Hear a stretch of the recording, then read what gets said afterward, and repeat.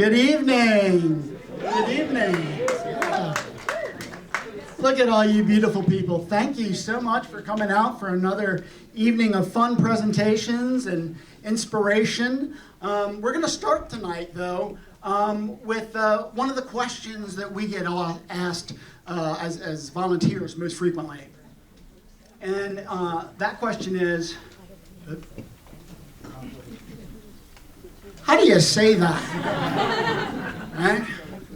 And frankly, the answer is we don't really know. So if you've been coming to PechaKucha for a long time, you've heard us call it PechaKucha. Remember the PechaKucha era? Yeah. PechaKucha, my wife, still refers to it as Pikachu.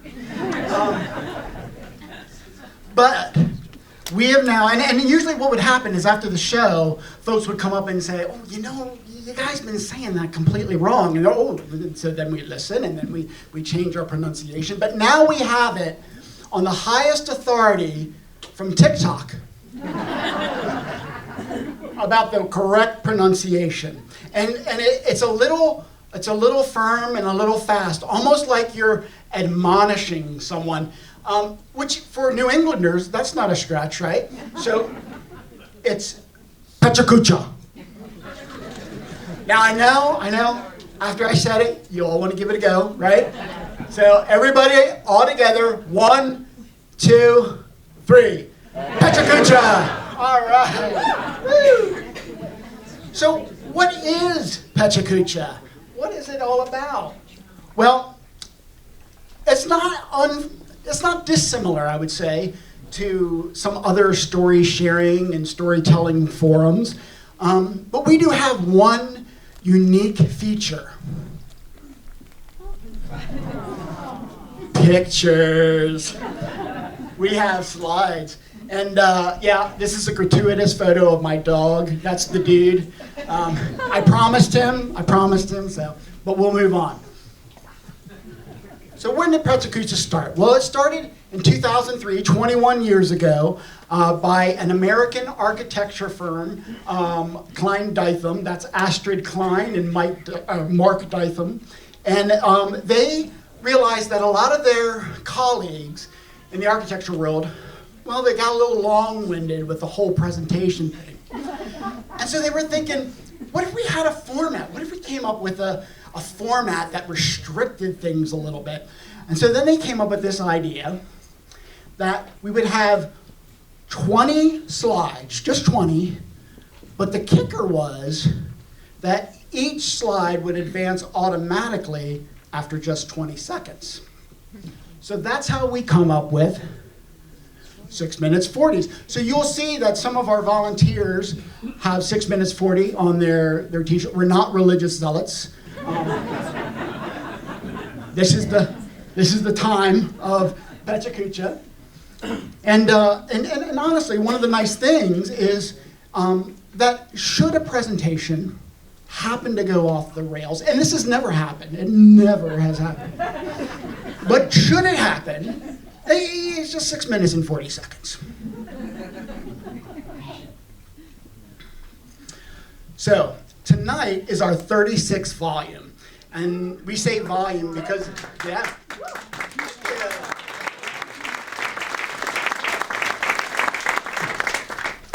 Yeah, we say volume because it does make us feel a little more special. But it's really our 36th edition of PechaKucha Night Burlington. And so we've had over 370 unique presentations here. And tonight I think is like our third or fourth event that has been sold out. So that's awesome. And you know, it's one of the things that I truly love about this weird and wonderful city. And that is that we will come out in droves, right? To support our family, our friends, our neighbors, and complete strangers as they come up here and get out of their comfort zone to share a story, to share a passion, to share an opportunity for us to become inspired, to share an opportunity for us to learn or be touched. And one of the things it always reminds me of is that that we relate to these stories. They're relevant to us. And it reminds me that there's much more that we share in common than what separates us. And despite all the divisive rhetoric that's out there, particularly in an election year, it's really, we're more alike than we're not. I also want to give a moment to acknowledge that March is Women's History Month. And Burlington made a deposit, a little story that we want to acknowledge about Women's History Month.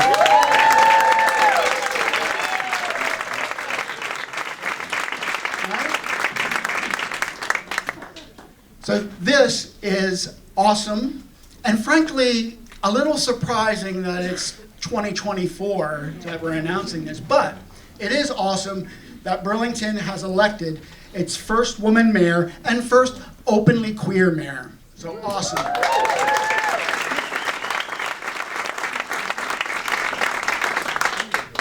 And we all wish Emma Mulvaney-Stanek the very best of luck in her new position, and look forward to a new bright future for Burlington.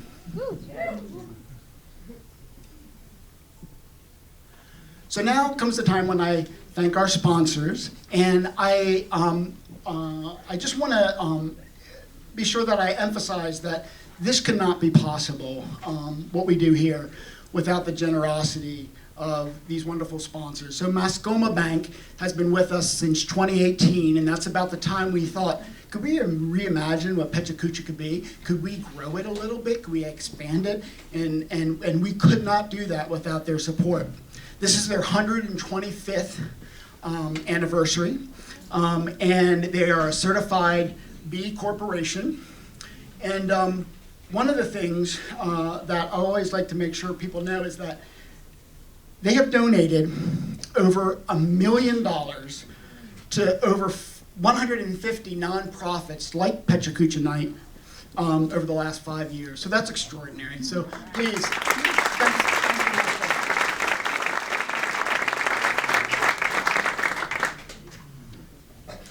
And then we also have longtime supporters, the Media Factory.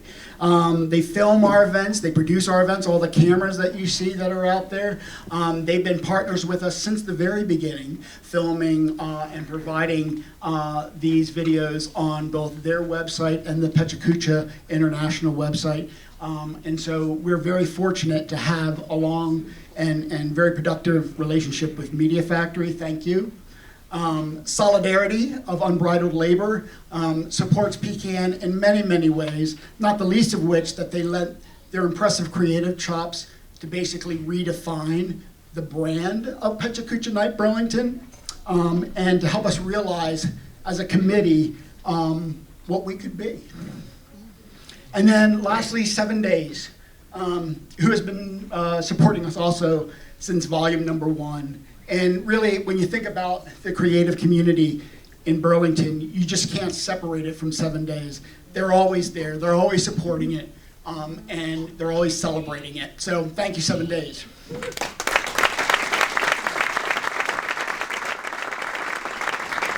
And we also want to thank you, because you guys have been coming here. We still sell out.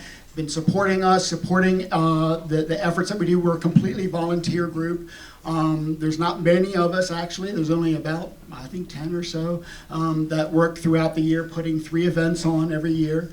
And we couldn't do it if we didn't have your support, and also the wonderful presenters who come up here and get out of the comfort zone in order to share their inspiration. So thank you.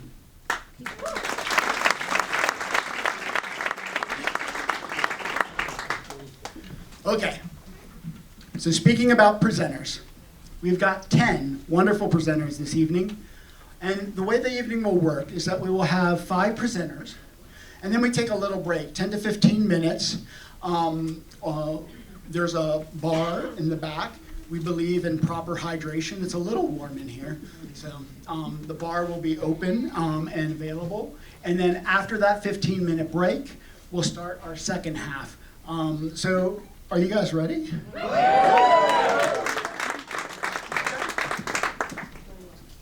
All right. So our first presenter for this evening, and you guys, you gotta give a little extra round of applause here because no one wants to be the first, right? Right? And Jenni here has didn't know until she came here tonight that she was going to be the first. So we want to give Jenni Belotserkovsky. Did I say that right? Yeah, I did. Okay. Okay. Jenni Belotserkovsky, and I actually put her first because if I have a drink later on, I would never get that out.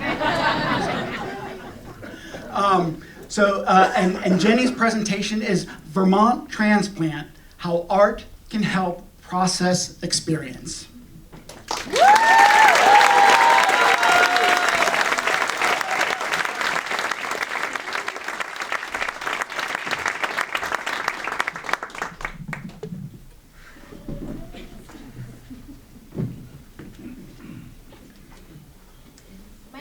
Evgenia Vadzimovna Belotserkovskaya, but I go by Jenni Belotserkovsky or Jenni B. I am a first-generation immigrant, and my family were exiled because they dissented with the politics of their country. I use art to process and explore what is happening in my personal life and the world around me. This is me after I learned I was accepted here. And public speaking is a little bit of a challenge for me, but I believe challenges can help one grow and learn. Art can be a catalyst for this process. This is a colored pencil drawing I made after a person at an old job repeatedly demanded I smile. I never knew what to say until I made this image into a t-shirt and sold it as t-shirts and stickers. This is how I process what happens to me. This is an art piece I recently submitted to an art show with the theme of what it means to be a woman. The moment I saw the call for art, this image popped into my mind. I titled the work, Too Much, Too Little. All my political art has personal meaning and connection. But it can also, and is supposed to make the viewer feel challenged. In this image, I thought about the people suffering in the immigration detention centers and those who put them there. This work is a memorial to all those who perished in those immigration detention centers. As a first-generation immigrant, I feel lucky that my family was fast-tracked back in the 70s and did not have to face the ordeals of those trying to cross the southern borders now. It is called Welcome to America in Memoriam. Art should comfort the disturbed and disturb the comfortable. I like this quote by Banksy because it points to the importance of creating art that makes us think and stir an emotional reaction. Comics allow me to draw messages that can be political, personal, or both. Unlike with my other work, comics allow me to infuse humor and satire. I call this one 21st Century Uncle Sam.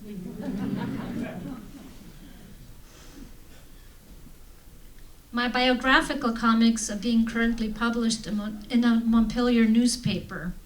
I find it very important to keep a sense of humor despite of what is going on in the world.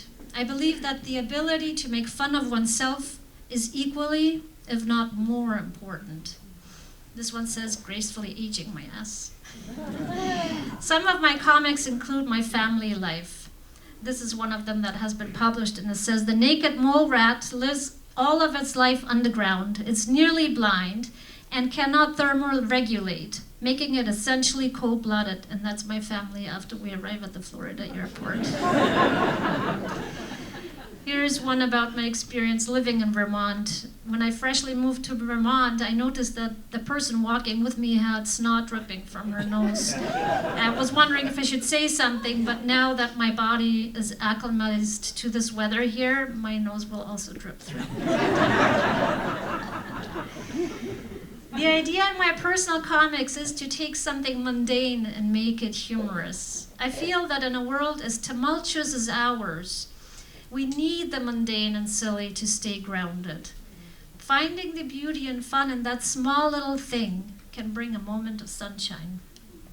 This painting made the cover of an art magazine in Indiana. Some of my paintings focus on the often unnoticed snapshots of beauty. I have always been fascinated by movement on water.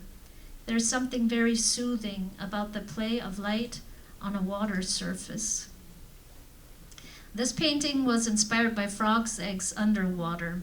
One of my brothers is 9 years older than I am, and family lore has it the first time he saw me when I was born, he exclaimed that I looked like a frog. There's so much going on in our world that it can sometimes feel a little overwhelming. I often tell myself to stop and find something to bring my attention to, a pretty pebble, a reflection of sunlight on water. It's not going to solve the world's problems, but it can help me to appreciate the moment right now.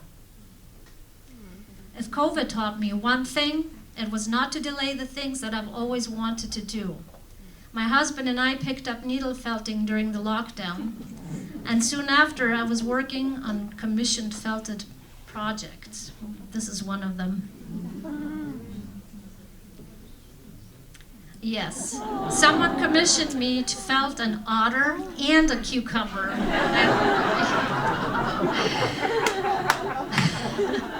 I have now felted cats and dogs, a horse and rider, foxes, gnomes, a deer, and a breakfast mobiles with coffee and donuts. Here's something I thought I would never say. Honey, my boobs won first prize in an art show in Texas. It's true. The show's theme was the censorship of women's breasts relating to nursing in public. It's called Censored. My husband and I had talked for a long time about creating an art piece together. This is our first bigger collaboration, and it got into an art show just 2 weeks after we finished it. It's based on a painting I made a year ago. We call it Home. Here's a portrait I made of my puppy. I was told that people feel better when they're looking at puppies and kittens. I believe that art can also help us feel better. And art can also help us learn, grow, and process.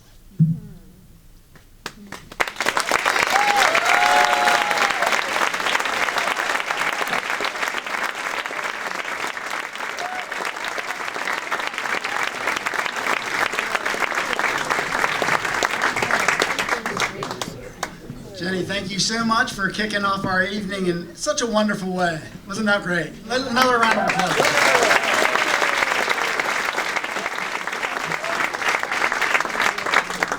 All right. Our next presenter this evening, Ben Peace, Creativity, Community, and a VHS camcorder. Ben.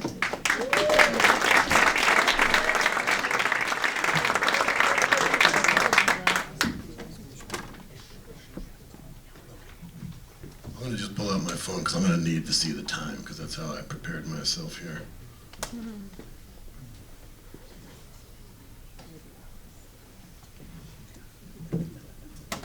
Okay, you can begin. So I put this presentation together trying to figure out what ignited a community-based creative spark in my own life. And I was the president of marching band back in the day. But that wasn't it. That did not inspire me in the proper way. However, the football team did not do it either. I had a lot of male angst, I think, for a couple of years. I was number 84, the edge rusher there. I learned a lot in these things about dedication, teamwork, learning techniques, but it was missing something. I fell in with these group of people. We were called Favor to Betty.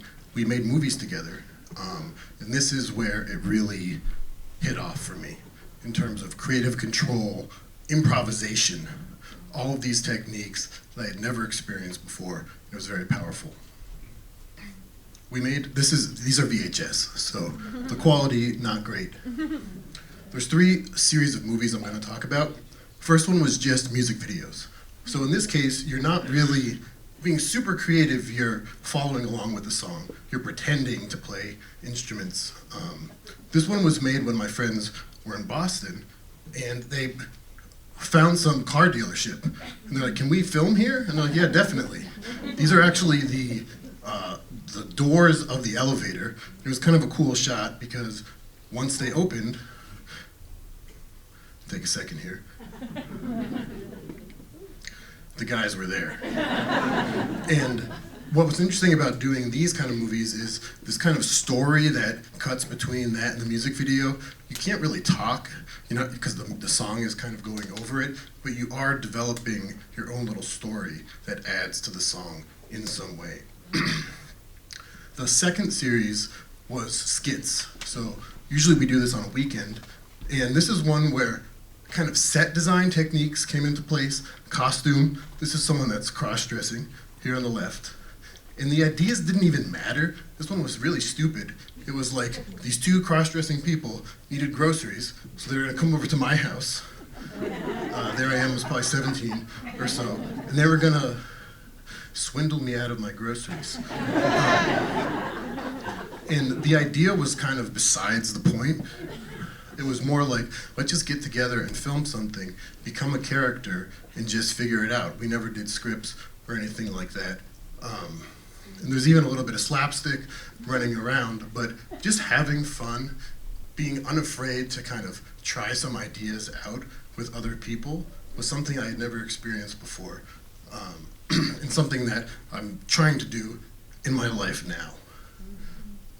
So the last ones, and this was like right before I went to college, we started doing like feature films. And maybe 10 people have ever seen them. But these were like not a weekend. This would take weeks, it would take months. We'd have all these ideas. Hey, how about I turn into a vampire halfway through, right?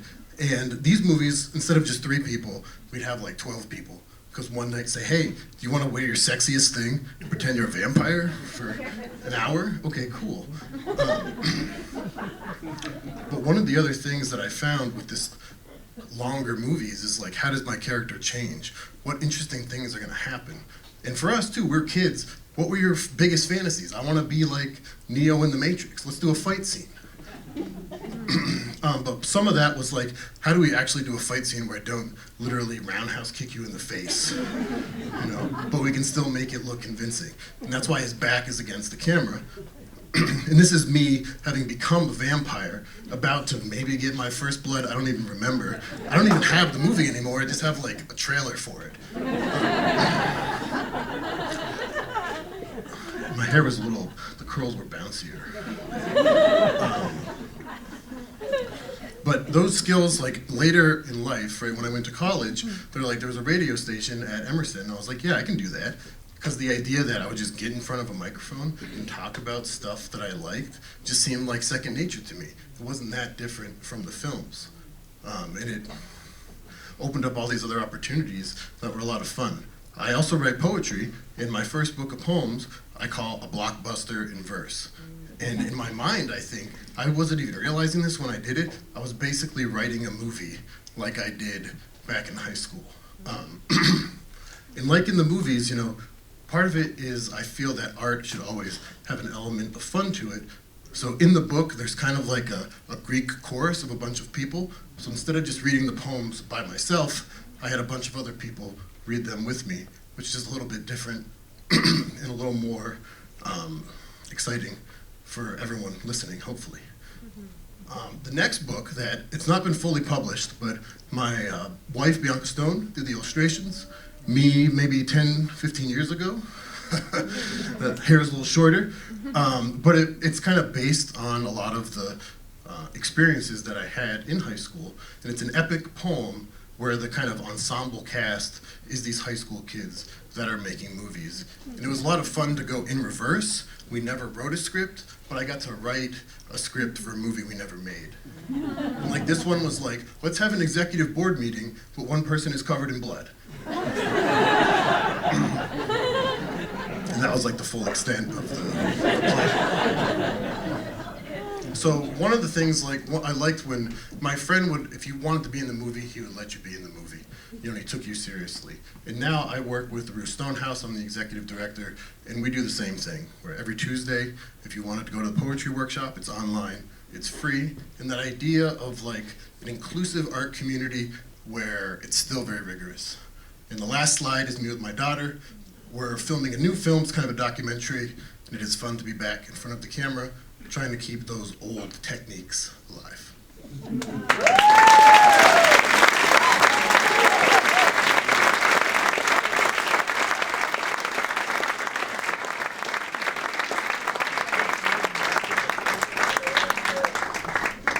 mic back to the corner. Or is the lighting? Nobody over here can see the pole.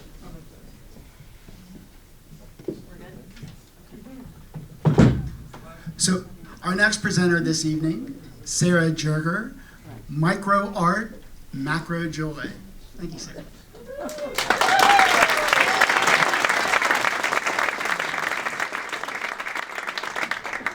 Those were great. All right, we're good to go. It's the winter of 2020 to 2021. We had just slogged through the first 9 months of a pandemic. The kids were back in school, part-time-ish. We were still stuck at home. We didn't really have vaccines quite yet. We had stopped disinfecting our groceries by this point, but it was still pretty stressful and we didn't know much. And then I slipped on an icy trail and I broke my ankle, so that was super fun. And then there was this little insurrection thing that had just happened too, right? So my spirits were pretty damn low. I spent a lot of time scrolling my phone while I was laid up, and I ran across a Washington Post article about an artist in Seattle who had created this little wooden box, kind of like little free libraries, but for art. I was in love. I'm an artist, but art making took a complete backseat during the pandemic for me. If people couldn't see art in museums and galleries, I thought, what a cool, fun, and unpretentious way to bring art to people. I knew I had to make one.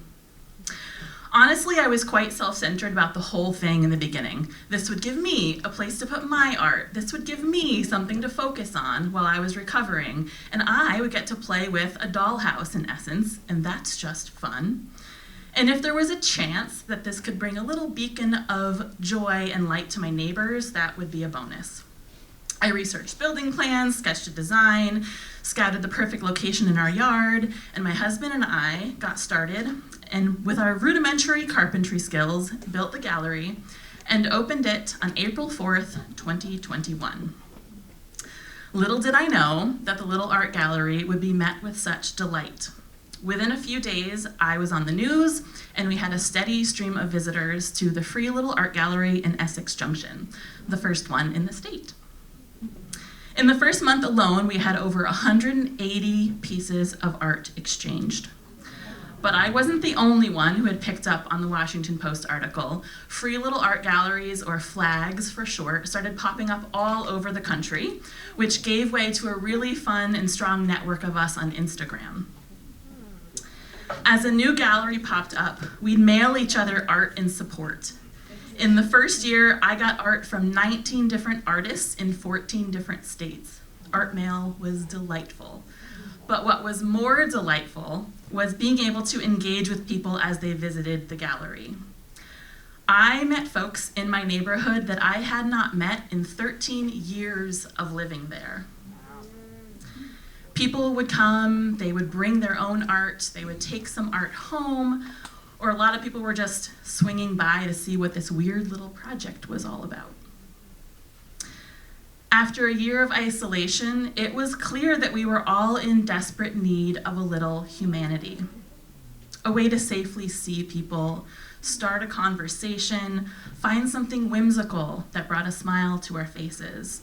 a way to connect and bring sparks of joy in what was some pretty dark and lonely times for many of us. It turns out that this project wasn't really about me at all. Art is exchanged by folks of all backgrounds and ages, some professionals, some hobbyists, some first-timers who felt like this was a safe place for them. All art is about 8 by 8 inches or smaller, usually much, much smaller, and is in nearly every medium that you can think of, from pen and ink to watercolor, jewelry, collage, fiber arts, 3D prints, books and zines. The list goes on and on and on. It's incredible to witness the creativity. In the first year of the gallery, over 800 pieces of art were exchanged. Sometimes I'll do something special like a little themed show like this for Halloween, or give out some free supplies or little kits to make Valentines. And I've even hosted a handful of local elementary school field trips who come by to visit. It's safe to say that the gallery was a hit. But because I'm a sucker for new projects, always, I was itching to do something that brought people physically together after a year in the gallery, now that it was safer to do so. But I still wanted to really center accessibility. So with the help of some of my generous artist friends, the Flag hosted a series of 3 summer art workshops free to the community. We taught collage, stamp making, jelly plate printing. Supplies were donated by the teaching artists or local community members who were just really invested in the project, or from my own personal overflowing stash. But it hasn't all been sunshine and rainbows. There have been a few hiccups, like this tragic beheading, or the time that over 200 pieces of origami were stuffed into the gallery, or the community sketchbook that vanished after a few days. But we'll take those little hits for the greater good. Since the launch of the Free Little Art Gallery in Essex Junction 3 years ago, I had the pleasure to be part of a research study by a postdoc fellow at Queen's University who was doing their research on community resources like little free libraries and art galleries. And I've been really humbled to help other creators of other flags locally and around the country as well. Now in Vermont, you can also find free little art galleries on the UVM campus, at the Soda Plant, at the Henry Sheldon Museum in Middlebury, and in Milton and Brattleboro. And if you want to delight in the little things, I invite you to come over to Oneida Avenue in Essex Junction. You might find some treasures from some of our regulars, like Kylie, who crochets the cutest little amigurumi creatures, or 6-year-old Colby, who packages up the cutest containers of pom-poms and stickers and pipe cleaners as supplies. Or maybe you'll find a beautiful collage by professional artist Mad Collage.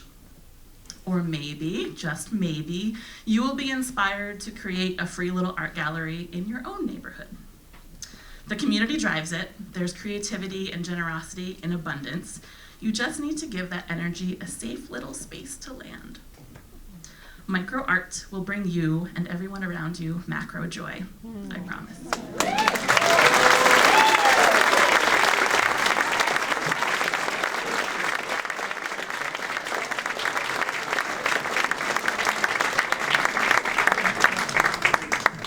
Thank you so much, Sarah.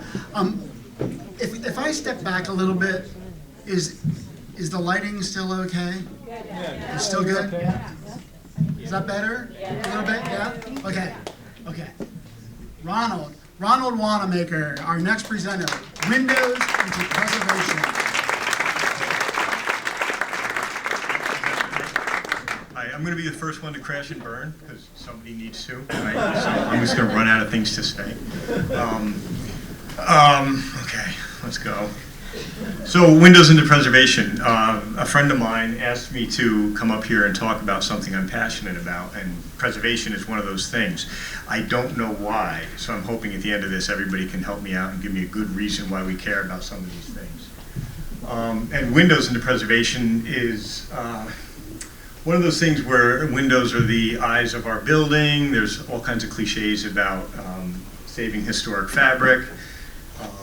Sustainability, the whole preservation movement is all about keeping things we already have and maintaining them. And windows in historic preservation are one of those gigantic elephants in the room. It's the first thing people want to throw away, and it's for good reason. And it's one of those things that really keep a building's integrity or a historic structure's integrity. So a lot of times what I've ended up doing is I've somehow become that window guy, and we run around trying to tell people that if it's not broke, don't fix it. If it is broke, fix it and don't replace it. And we spend a lot of time trying to bring these parts back to the buildings in our shop in Burlington and all over the state, really. So preservation and sustainability is a big thing. Our buildings, of course, but our windows, the parts can be replaced. So no matter how bad it is, you can take it apart and replace a piece of it, unlike so much modern construction that's replaceable or temporary. Replacement windows or disposable windows, you get 15 or 25 years and you're doing it again. These are 100 years old, and we fixed the bottoms and made new parts, and hopefully if they're stay painted, we'll keep them another 100 years. Yeah, so passion, it's fun and interesting. It's nice to save something, and again, I don't know why, so you guys can tell me later, but curved storm windows or synagogue windows that are falling apart or have been neglected for 30 or 40 or 50 years, we can bring them to our shop and we can put them back together and we can make pieces, parts. Being a craftsperson, I really enjoy challenges, and old buildings and structures are always a challenge, and you get to learn things like curved work and milling and pieces and parts and taking things apart, putting them back together. It's not going to be all about windows eventually. There's preservation in here too, but when we get back to the sustainability bit. And yeah, it's just a great place for us to work and be in a controlled environment. I've been lucky enough to have the opportunity to work at the Shelburne Museum, and I work at other museums, and we get to teach people how to do what we do and put things back into buildings. That'll get painted in the spring, so the rest of the window looks good too. So sharing my passion for saving history and keeping things that may normally be thrown away, or things that are irreplaceable. A window like that would be crazy to build new. So we can take that and build a whole new bottom to it and put it back together and have it go back in the building. And Archibald Synagogue will be a community space when it's all done. And the owner's a preservationist who also doesn't know why. But again, there's something there that's been there for a long time. People did it before us. Preservation's a fancy word for maintenance, and you're just fixing things that somebody else did and passing it on to the next generation. Hopefully, replacing as little as you need to, and just getting things put back so somebody else can fix it next or keep it. Always think about the poor jerks that come after us, right? So we're pulling these things out of the building and we're like finding screws and recreating them and putting it back together and try to make it so that it's easily replaceable again. Or, and again, windows. People pulled a door out of a second floor of a building and needed windows to match the rest of the windows in the building, which were original, but the first one was gone, so they asked us to make one to match the other ones. So that's fun. It's always nerve-wracking. So in our shop, I'm always sweating. I'm always nervous that it's never going to be.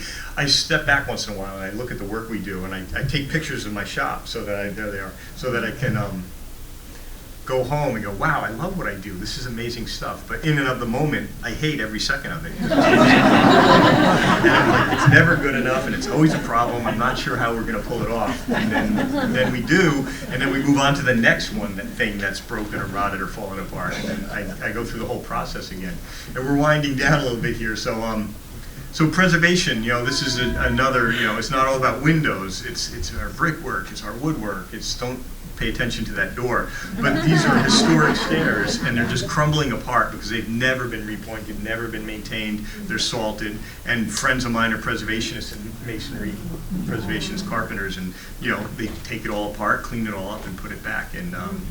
And it's there again for another 100 and something years, And I watched him do that, and I watched him tent it, and work on it in the cold weather, and he hated every second of it. It was so frustrating. He couldn't get the bricks he wanted, so he stole bricks from somewhere else and put them in there, and then used the new bricks in the other place. The neighbor just didn't want to let this 1920s garage fall into the ground, and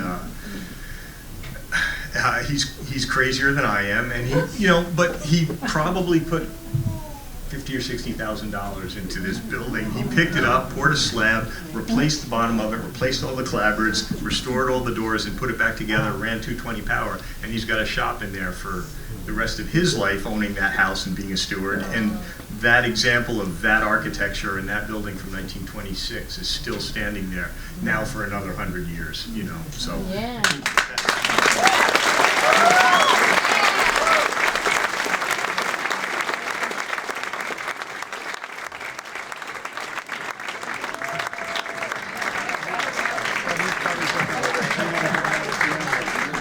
Awesome, thank you, Ron.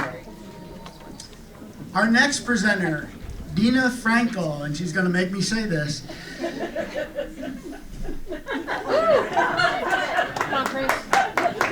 Breasts. Good God, y'all. What are they good for?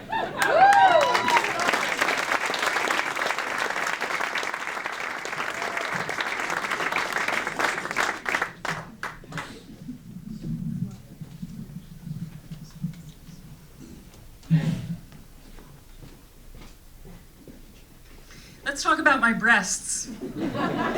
So if my breasts were famous domes, the right one would be the Hagia Sophia, and the left one would be St. Peter's Basilica. No, seriously, this is to scale. I researched this. So when I was young, I was totally mortified by this. You know how it is. Kids are very embarrassed about anything they think is wrong with them. I thought people all looked at me thinking, oh, she's freaky, but reality is probably nobody noticed this. But, I grew up in a time when Hollywood and Playboy were fetishizing and commodifying large breasts.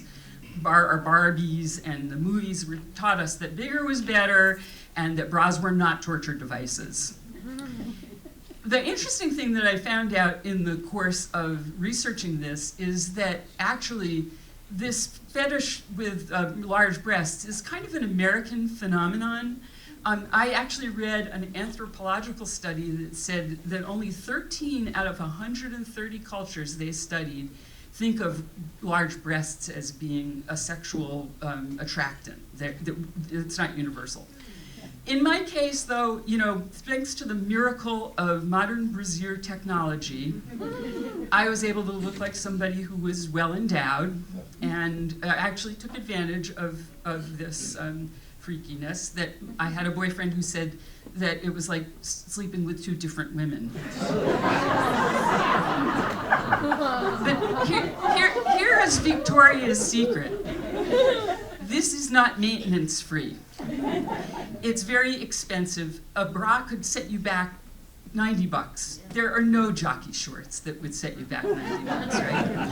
And they get in the way of all kinds of things. They get in the way of playing sports. The Greeks knew this. They had the myth of the Amazon women who cut off one of their breasts so they could kill men more effectively.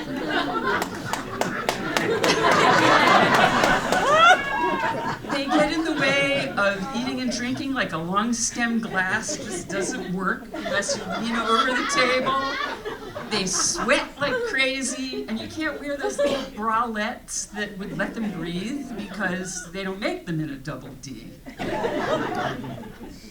And the idea of carrying these bowling balls around for their whole life cuts canyons in your shoulders. And in my case, because I was so lopsided, it also meant years of physical therapy and chiropractic and back pain and lost work, all kinds of problems. And then there is aging. So when you're young, you have breasts. When you get older, you have a bosom.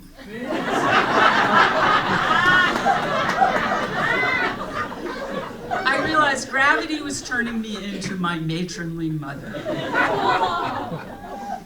Now, I think that a lot of, so I decided that I was going to do something about this, but I was very embarrassed. I thought about taking a medical tourism vacation to Mexico and having a mommy, having my breast reduction without telling anyone. But I rejected that idea. But it was crazy that I was so embarrassed about the idea of doing this, of fixing this thing that had been, had bothered me psychologically and physically all of my adult life. I mean, what was the problem here? So finally, I got over myself enough to start talking with other women about this. And one of the things that I discovered is that the majority of women are unhappy with their breasts. Now, most of them think they're too small, but there's a significant percentage of women who are unhappy about having large breasts. Everybody I talk to, so one of the things about when you're young, these are, they're like an asset. And then,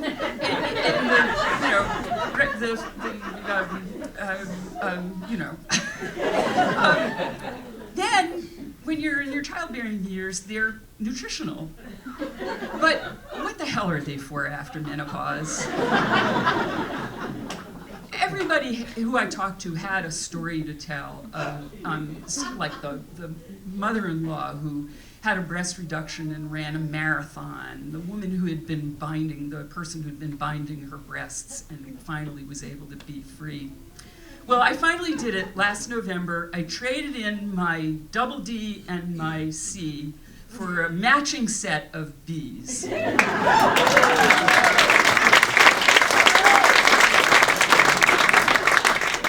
And it's so liberating. Now, it is really weird to be a 68-year-old woman with a 24-year-old's breasts.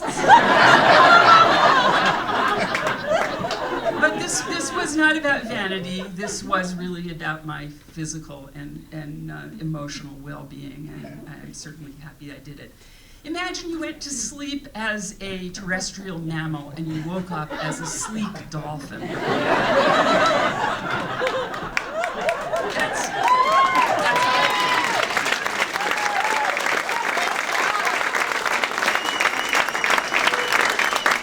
For such a long time, women have been molding our bodies with corsets and waxing and bad shoes to some ideal externally of what womanhood is supposed to be. Why not mold ourselves to what our own internal identity is about? I'm so glad things are changing.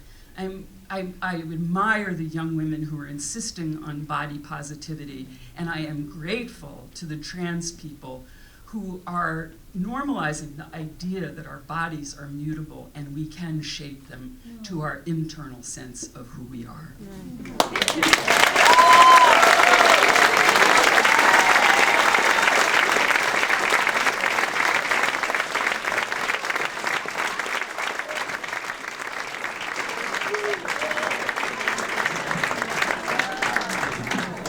What a wonderful first half.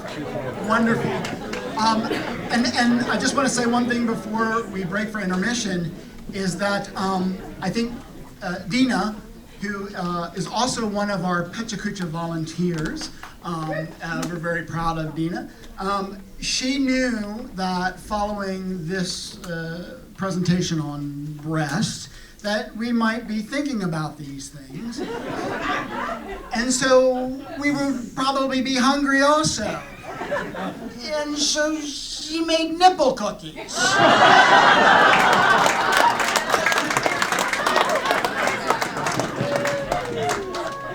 They were complimentary, and they're back at the bar. 15 minutes.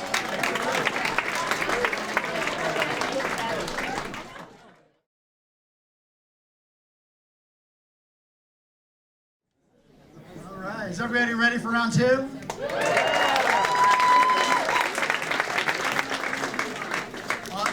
I was told during the intermission that I had neglected to introduce myself. I did that on purpose. Okay. So, my name's Chris Dissinger, and I've been involved in PechaKucha now for 13 years.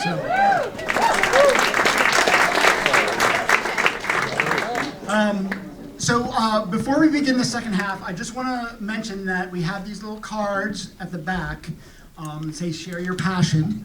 And I know that many of you are probably getting inspired and the gears are starting to turn and you're thinking, can I do that? Can I actually get up there and talk about my breast? Yeah. But if the gears are turning and you're interested, on the back there's a QR code. It also tells you what our next events are, but it also gives you access to our website where we have a lot of tools about exploring PechaKucha more, learning about how to present, and also learning how to volunteer if you want. So let's kick off the second half. We have, coming up next, Marlon Fisher.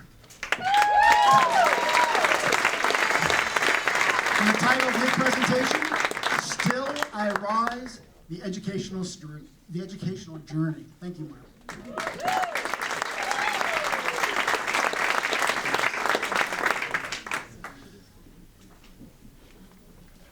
I was born in 1982 to a single mom who was 16 in Brooklyn, New York, and and at that point in time, it could have been a failure for her having me, but she did everything in her power to make sure that I had everything I needed. At one point, we moved to Harlem, New York, where drugs were rampant, but she sat me down in front of the TV. I watched Mr. Rogers' Neighborhood, Reading Rainbow.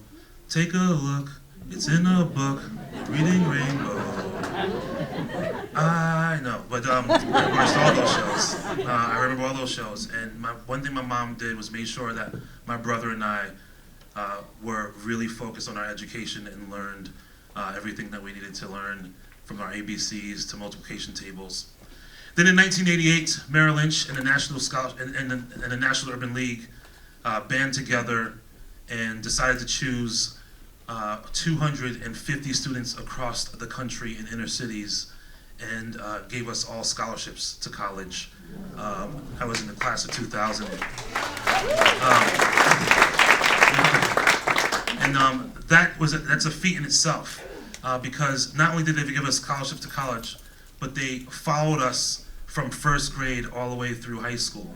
And in order to do that, they had to deal with the issues of kids growing up in inner cities.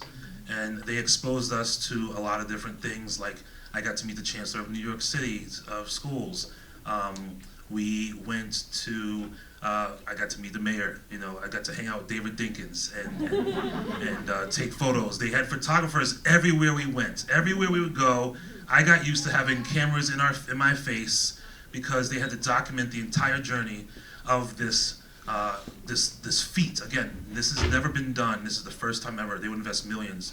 I even had the opportunity of ringing the bell on the New York Stock Exchange in the first grade, which is pretty amazing. A lot of fun stuff. And as you can see in these photos, these are pictures of my classmates and I, just in New York City alone. The other cities were Houston, LA, Boston, bigger cities, kids that we would eventually meet at some point throughout the journey. The National Urban League also provided us with tutors as well. So throughout the process in the schools, we would have tutors. They would give us, I got my first computer, a Dell 386 with some AOL dial-up internet. The computers, tutors. We also had the opportunity to get internships. And so my first real job as a 14-year-old was at Merrill Lynch, believe it or not, paid. So my first W-2 is from Merrill Lynch, which was pretty awesome. But along with them following us, it opened so many doors. A lot of people think that you just have to pull your bootstraps up and move on, but you can't do it if doors aren't open for you. And so I had to walk through, and I had the opportunity to walk through so many doors that exposed me to different things I wouldn't have experienced in my life if I hadn't had this lucky opportunity happen. And so I got to go to summer camp. I spent as a 10-year-old across the lake in Westport, New York. So a New York City boy in Westport, New York, and I got exposed to different sports. I learned how to play lacrosse. I learned how to, different leadership skills. I got used to, my love for the wilderness was born here because of the doors that were open for me. I also learned leadership and team building skills, and how to be a good man is one of the biggest things that I've learned being from this camp, this summer camp, and this opportunity that was presented to me. Here you can see that's me, 16-year-old me, with taking a soccer kick. But all this success came with failure. In my junior year in high school, I decided to drop out of school and not take the opportunity. But one of my mentors said, if I send you to boarding school, would you go? And so I decided to go to boarding school, and I saw great success at boarding school at the gunnery at the time. And then I kept trying college. I graduated, I kept trying college, and that didn't work out for me and then I decided to join the military. I joined the Army and served 8 years in the Army and learned, again, all the skills of dealing with different people. Success and failures was traveling the world, and just sort of teaching people. Teaching people and just learning. Okay, this again, these opportunities. Another skill that I was able to develop was being out in the wilderness. I got my woofer, the wilderness first responder. I'm sorry, I'm following the photos. After getting out of the Army, I had children, and I decided to go back to school. And I would take my son to class with me to finish, to get my degree. And that was one of the things that I said I would finish my degree before my kids were old enough to know what it is, so that I can also be a perfect example for them. Again, my love for the wilderness, I went and got my woofer, so I can, think on my feet and improvise and learn how to save lives, and which is really a really important skill when you are, out in places where there aren't very many resources. And then, so we come back full circle. In just about 8 years ago, 7 years ago, I completed my degree here in Champlain College, and it just felt so good. Thank you. And that opened, and again, when you get a 4-year degree, that opens more doors for you and more opportunities. And then recently, I went back to the high school I graduated, my alma mater, and started working for the school I graduated from over 20-something years ago. And I get to share my life experience with students who, are destined to go to college but aren't sure if they want to go just after high school. And I get to stand in front of them, not every day, but most days, and share this story, share parts of this story with them, and let them choose their own path, their own educational journeys through successes and failures. Thank you.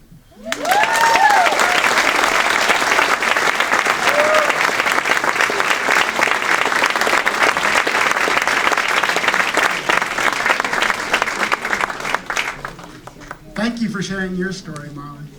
And I learned something tonight, actually.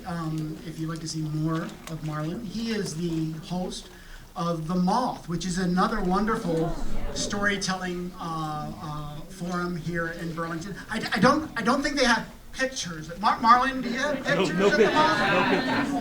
No. Slide? No slides. There's no slides, but stories. Our next presenter this evening, Katherine Quittner, and her presentation, the Magnetica.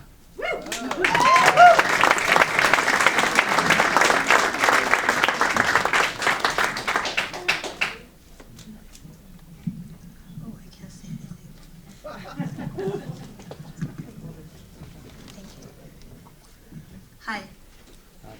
Hello. Hi. This is the Magnetica, and this is an instrument that I built and invented and is designed for sound healing. It's very large, as you can see, because that's me in it. It's 10 by 10, and the strings that come off the articles, which are the curved part, are 9 feet tall. This is the logo of the Magnetica, and it's experimental sound and healing generator. It came to me all at once in my head, like bang, like that. And then I went, what is this? And then what is sound healing? Because I had no idea. I'm actually trained as a composer of music, and I went to UCLA. I'm not from here, like in case you didn't know. I'm not from Vermont, I'm from LA. And I went to UCLA and I studied music there and wrote things in the theater and in the movies. And I went to Berlin and studied music. And then when I came back, after many years of slaving away as a failed waitress, I got a job in the movies, which I never got fired from. And this is my first drawing of the Magnetica. This is that's me. Delusionally tall, because I'm just reaching over to something that I have to actually go like this for. So I actually was in Uruguay when I had this idea, and then this was the question, how to build this. This is a country where when it rains, people just stay home. They have a vacation from December till April, so for 5 months you actually can't do anything. So I got a toy builder involved at first, and that was a disaster, and so I'm going like, what next? So a friend of mine who was a bass player said, I have a boat builder and let's go see him. So I went to go see Fiki Garcia, who had a huge atelier to build boats, and this is how we built it in his studio. The size is 10 by 10 on the base, and the article is probably 12 feet tall. It also has a mast in the center with a wheel, which I'll tell about more. I cut the base into 4 pieces, hoping to be able to transport it by sticking the articles inside 2 of the platforms face to face. But this, sadly, was a disastrous miscalculation. This is almost impossible to transport. I went from Uruguay to Miami, and this is the base before it got cut in 4 parts. The base is unusually close to the contact microphones for the strings, so if you walk too hard, you become a percussion instrument. So either do that on purpose or be very careful. And also, by miracle, it doesn't squeak at all. I'm so lucky. Anyway, this is how the articles function. They're very tall, and the strings are phosphorus bronze, just sitar strings, because a lot of strings don't make any noise at all. Like piano, forget it, won't work. And plus, it's not tall enough. So they wind around a carbon fiber pole that you can see, and then it's attached to a piece of guitar wood, which is attached to a contact mic. So it's kind of sketchy with the bow. I have a bunch of Tibetan bowls in here that are for sound healing. This is a cliche, I know that, but if you put a lot of things together, it actually makes something interesting. These bowls are about 300 years old, and I have a whole lot of them in there. I also have crystals underneath all of the articles. This is a map of the electronics which I made. I am not an audio engineer. So you see divine intervention here in the fact that I actually could draw this, and when I set it up like this, it actually worked as I expected it to. Oh my God. I was stunned myself, and so then I put a wheel there, as you can see, because you have to go around really fast sometimes. You hit the strings and hit the bowls and do everything you want to do if you want to play fast. So you don't want to fall over, because that's not a good look. So I put this wheel on it, and it was like Uruguay's so charming, because we were talking about where we can get the wheel made. Go up the block and look for the guy sitting outside with his wife. And we found him, and he did it with the grandfather tools. The people who build this with me are a boat builder who plays flute, a luthier who's a sitar and guitar player, a guy from the mics who's a bass player, and the top guy is a piano player. And they're all musicians, and I can tell you one startling thing is that when you are in a different country and you are a musician, if you meet another musician, it's kind of easy to talk to them. Who knows why? So I come back to the United States from Uruguay, and I go to Miami, which I hated. I hated Florida. Every minute of it. What a terrible place. So I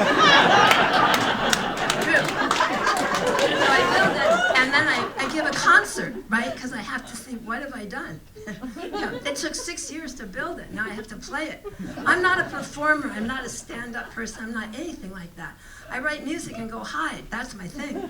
So I'm in the machine and I'm playing it. It took us 5 hours to break it apart, to transport it, and 5.5 to put it back.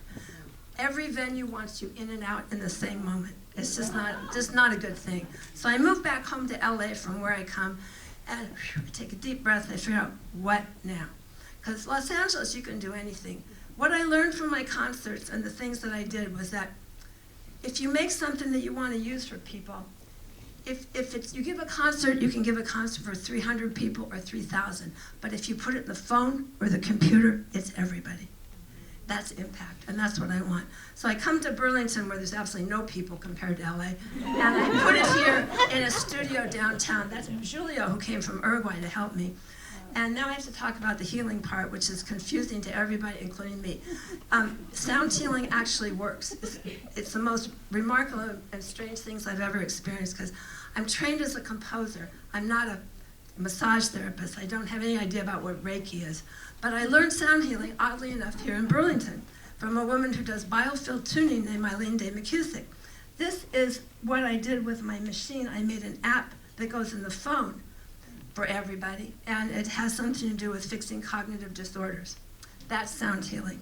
So I've done a lot with this, and it's sitting, I have 12 chairs now in my studio for people if I want to give a concert. But the real future of this machine is to live stream it on YouTube, because then everybody can see it. And so that's my new idea, which is not a new idea, obviously, but it's a good idea.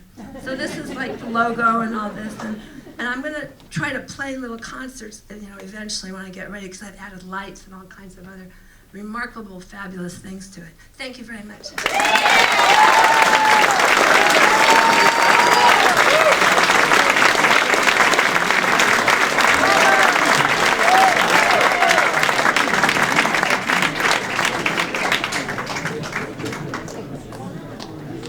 Thank you, Katherine.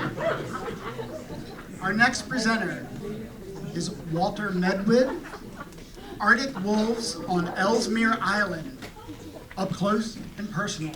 Walter.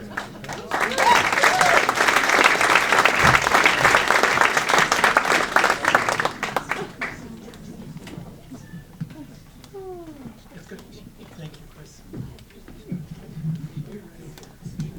Okay. There will be wolves. My vocation, my avocation has been about the conservation of the wild. Wildlife, the science of evolution, the science of ecology, the science of DNA have been my North Stars. And I'm hoping to share some of that with you today. And I hope some of it will resonate. Some of the experiences. Been to Hawk Mountain, where it used to be called the Bloody Ridges of Pennsylvania, where the hawks would fly through and they would be shot by the hundreds.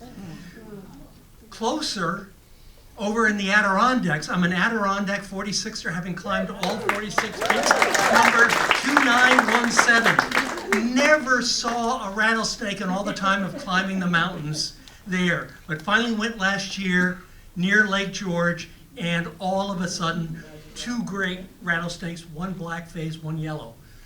One of the most incredible experiences, boy, 20 seconds goes by fast. One of the most incredible experiences was in Denali National Park, there to find myself, to find out who I am.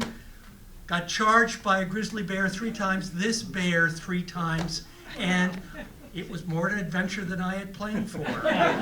Moved out to Minnesota to become the director of the Wolf Center out there, and was involved in research.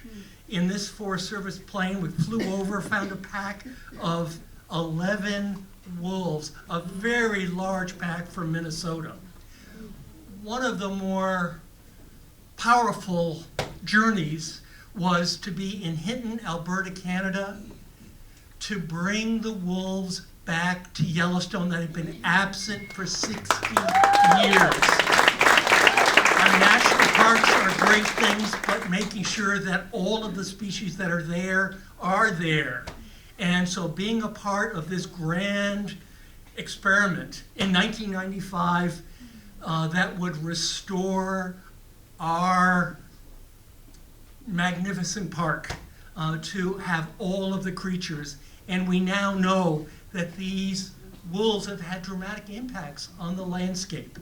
But to be in that garage with those wolves, and all of a sudden, one would pop its head up, one would drop down, another head would pop up. You say, is this gonna be okay? But it was all okay. And to see the plane leave for the States was remarkable. Perhaps the most incredible experience was going to Ellesmere Island, Canada's largest third largest island, way up there. If I had a pointer, I guess I can do it. This is the old-fashioned way. Right up there is where Ellesmere Island National Park is. The hat, I got it with me. You think about the high Arctic being sort of a barren place, but actually it is full of life. And just a remarkable landscape that just resonates. Tiny patches of water would have the bog cotton blowing in the breezes. There would be insects, there would be butterflies, there would be bumblebees in a landscape that you thought nothing could survive.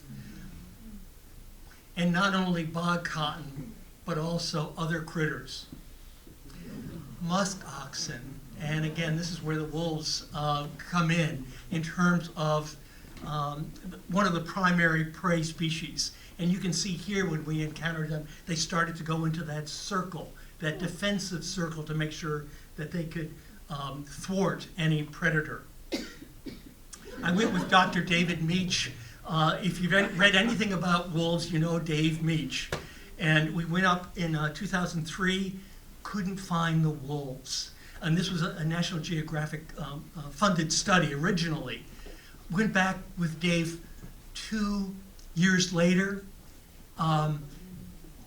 Dave howled, I howled, we howled, and then all of a sudden we got a call back. And I was on the ATV that you saw and saying, is this a good idea or not?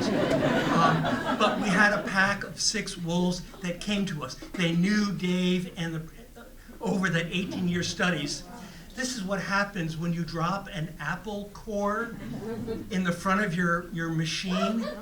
And this was an incredible wolf. We named him Brutus.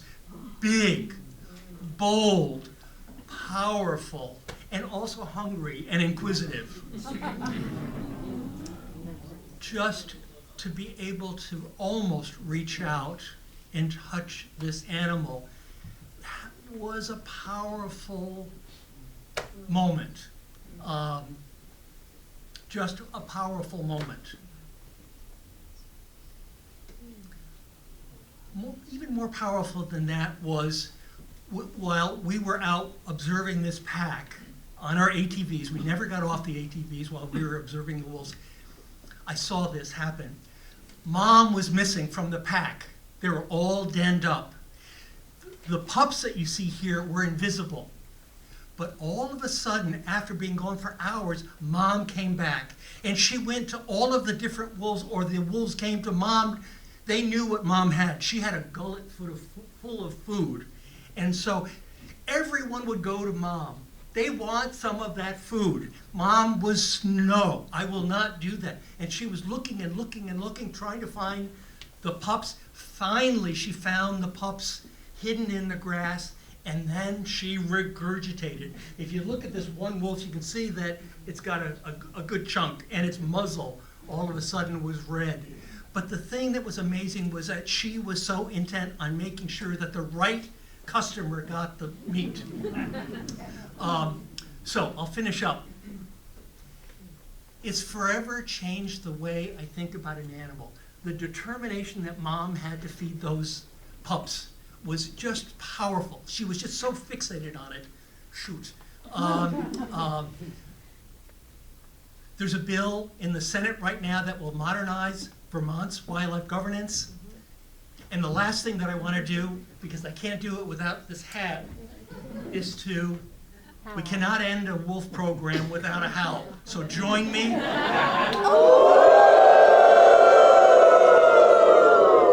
Thank you.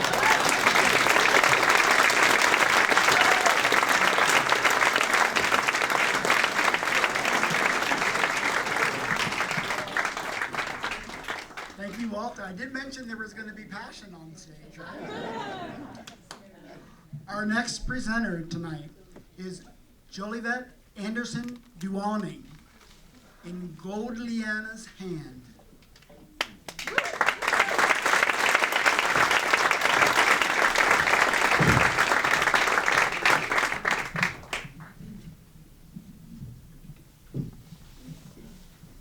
Thank you.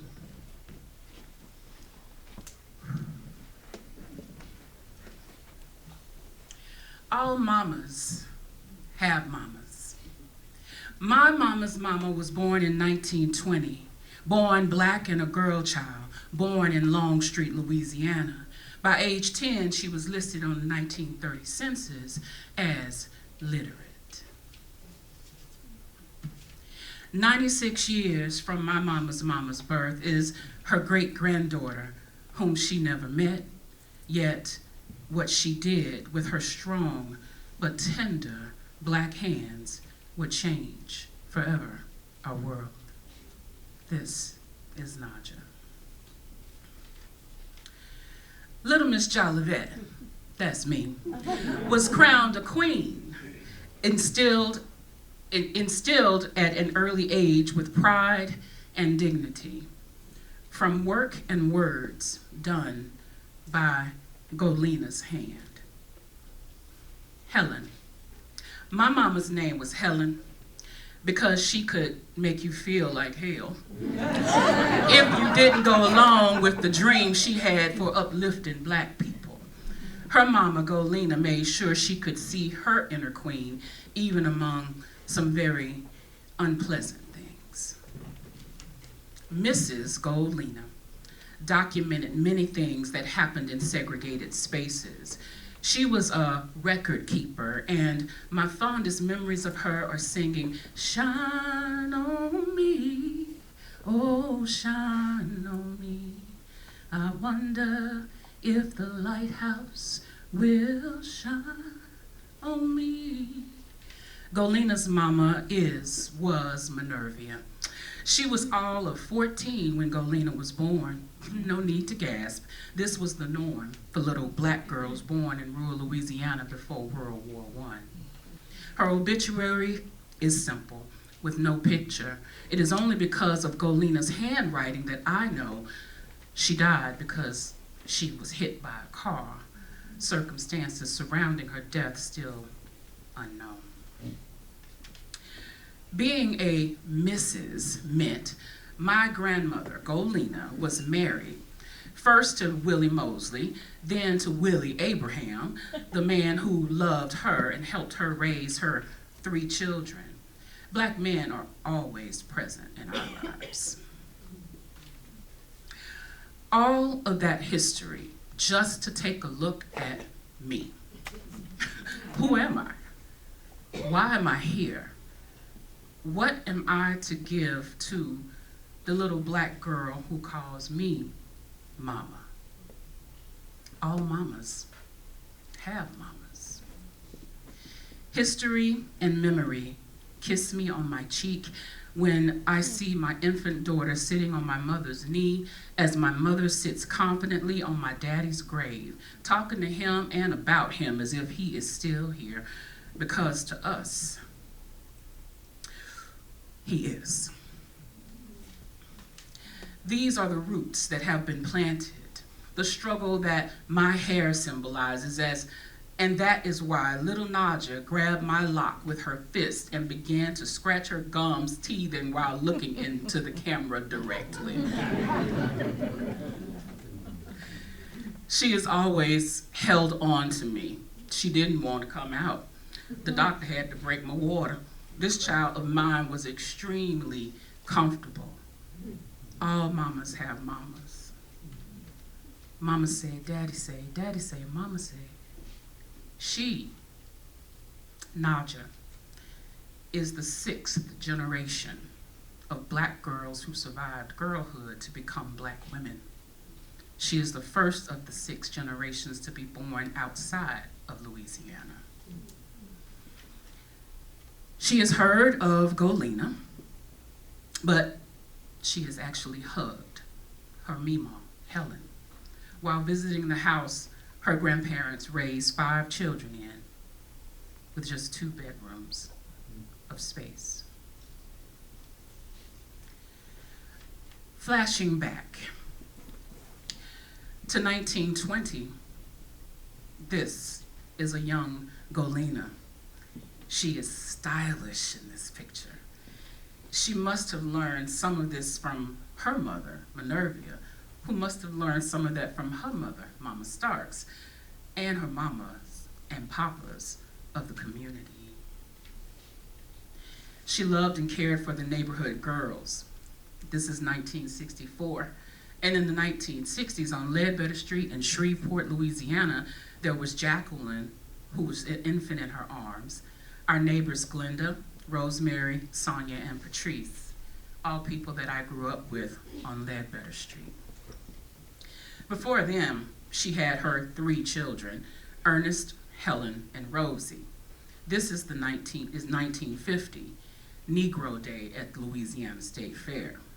Shocking to the ear, perhaps, but what did we really think Jim Crow segregation was all about? Helen, Goldleana, Minervia, and Mama Starks, 4 black women in this image who paved a way for me, paved a way for a legacy of pride and dignity. Born 1920, literate by 1930. In Louisiana, Caddo Parish, she could read, write, cipher, organize, and plan. She created a better world for us through the actions of her hand. This is the ledger that my grandmother kept documenting the house that she and my grandfather Willie built. Hers were the hands that picked the cotton and kept the records that documented our black presence, so I could write a dissertation that tells our version of the history of this nation. Her labors were acts of liberation.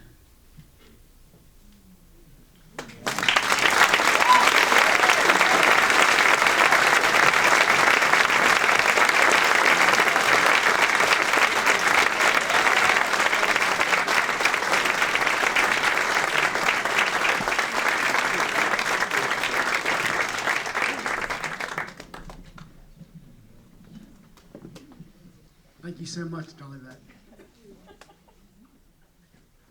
Well, we're coming up to the final presenter of the evening. It's been a great evening for us, and I want you all to give a big welcome to Duane Peterson.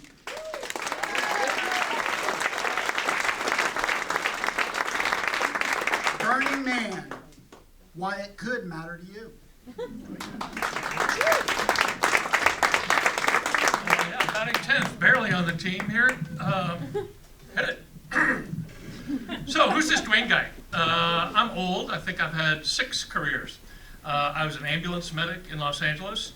I was an LAPD officer. I know that's obvious. I worked on 17 political campaigns professionally. I'm a leftist and only occasionally one, and got to work in government.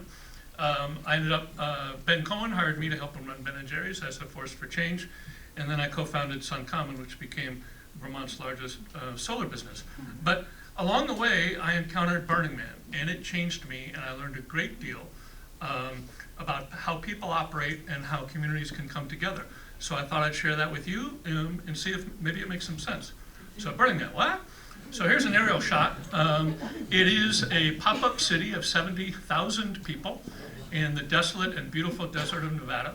That 1 week a year, it's the 10th largest city in Nevada. And so we come together, a whole bunch of us, to experience this city. It is a city, it's called Black Rock City.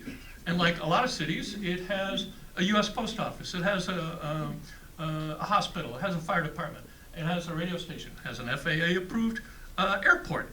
It is a city. Just like Burlington, it is a fully functional urban city, Black Rock City. I don't know what you might have heard about it, but I know what it's not. It's not a festival. It's not something that somebody else puts on for spectators who come and pay to be entertained. It's not a free fire zone. It's not anarchy. It's very structured. If anything, it's sort of utopian. And so I'm here to share that it has 10 core principles. Radical inclusion. Every individual is welcome, is celebrated, is valued. Immediacy. Life is precious, and so we are here now to experience joy and beauty in the here and now. Participation. We achieve through doing, and so people are expected to act. Radical self-reliance. we know our own interests best, and we are truly responsible for taking care of ourselves first and foremost. Communal effort, we share resources, we share expression, we share open spaces, we share communication. Radical self-expression, each of us brings attributes and skills which are welcome. Decommodification, no corporate advertising, nothing for sale. It's a gift economy, nothing even exchanged. Civic responsibility, we are responsible for the public good and leave no trace. So within those framework, there are lots of rules, right? If we want to serve food, if we want to gift food to other people, how is that prepared? How is that distributed so people don't get sick? We want to make noise, we want to make sound. How is that done responsibly and thoughtfully? We like to burn things. Let's do that without hurting people. Speaking of burning things. So within that construct, within that agreed upon social construct, creativity can explode. And so I'm here to share that it's not a free fire zone, there are rules, and this is what it can lead to. So the largest scale examples of the creativity there are these art installations. These are people. So you can see the scale of these things. These are huge. And of course, if it's art, it's going to burn. Immediacy, ephemeral, let's burn it at the end of the week. Music is, of course, an art form. So electronic dance music for sure, but bluegrass. Here's a full symphony orchestra out on the desert. This thing on the lower left is a musical instrument with 100-foot wires that are plucked to make sound. Music is definitely an art form. Fashion is perhaps the easiest scale to express art. Back to self-reliance, this is the desert. So during the day it can get to be 100 degrees, at night it can get into the 30s. So art, but function as well. Dwellings, we got to sleep somewhere. So in our lodgings, we can express art and joy and beauty through this construct of living out in the desert for a week.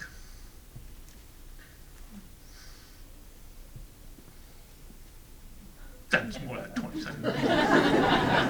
So it's 5 by 5 miles. It's a huge expanse. And so bicycles are an obvious way to get around. But there are also a series of 800 art cars, essentially mobile public art. The Department of Mutant Vehicles, the DMV, requires for a permit that folks be willing to gift rides. These three were associated with our camp over the years. So within this kind of framework, within this structure, within this social compact, there is an amazing ability to create joy and beauty. And so the camp that I've been honored to lead now for 18 years, headquartered here in Burlington, brought together a bunch of artists who are part of the Petch-aa posse here tonight. And a couple of years ago, let's create another art car. And so with a lot of design from this core, what we didn't see coming was over 100 people worked on this piece of mobile art. Carpenters, welders, painters, fabric folk. Here's the finished product. It is called Fluffy. It is based on a 40-foot school bus with a wheelchair lift. We cut the roof off the center part, extended the two kind of roof sections fore and aft. 50 cloud forms on the outside with 14,000 LED lights that are programmable as a lighting canvas, you know, and of course a flamethrower. So here it is in action. It can light up during the day. It's gorgeous at night. The wheelchair lift in action to welcome folks who are often ignored in greater society as well as there. And so all of this is like, what could it mean to you? I would assert that we all have rules wherever we live. They're not an impediment, they're not an excuse not for creativity, they just create the framework. And so wherever we are in whatever community we're in, understand the rules, run with it, create a community, and do joy and beauty just like we do at Burning Man.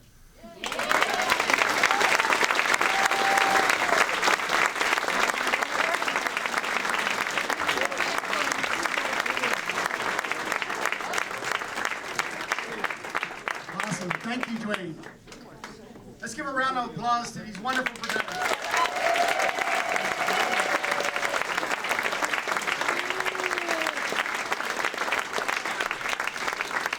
What a great night. What a great night. Inspiring stories, contagious passion, opportunity to learn. Just wonderful. I just want to take a couple minutes to, we're using a new slide. You got it? I got it. Okay, thank you. Thank you to the Media Factory. They have filmed the entire event, and in about a couple weeks, you'll be able to go on their website and view not only the presentations that you saw this evening, but presentations from many years ago, from last year. It's a wonderful resource, and we're very thankful to the Media Factory for providing that.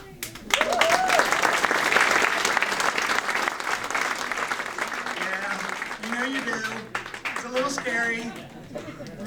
This is not my natural habitat, by the way. I'm not like comfortable up here. You can do it. If I can get up here and do it, you guys can do it. So if you want to present and share your passion, visit our website. The little cards that are back on the table have a QR code that will tell you how to get involved. Also, on the back of your programs tonight, you'll see a QR code. That leads to a link tree, and that has many links about PechaKucha, but it also has a link where you can share your thoughts. So we always try to respond to feedback, and so we value very much your opinion. So if you want to jump on there and share what you thought about tonight and have any ideas, please. And then, of course, thanks to our sponsors, Mascoma Bank, Media Factory, Solidarity, 7 Days.